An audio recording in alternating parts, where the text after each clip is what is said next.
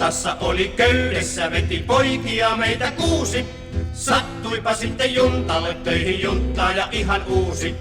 Kun siltä kysyi mistä ja kuka vastasi mies se vainen, onpahan takaa asfalttipellon Vihtori Torolainen.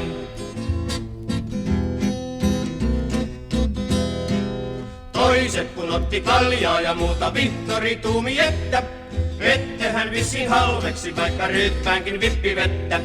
Ei sovi mulle viini ja laulu, ei sovi edes nainen.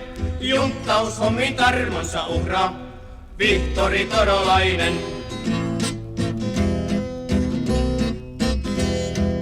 Normaali mieshän normaali tunnit juntalla tekee töitä. Vihtori juntas huilailematta päiviä sekä öitä. Vieno se pommo lausuikin, jotta onpahan satumainen junttaama tämä lypsä ja ihme Vihtori Torolainen.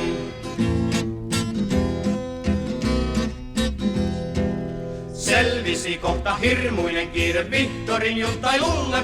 Johtaja itse kun pomo Vienon konttoriin käski tulla.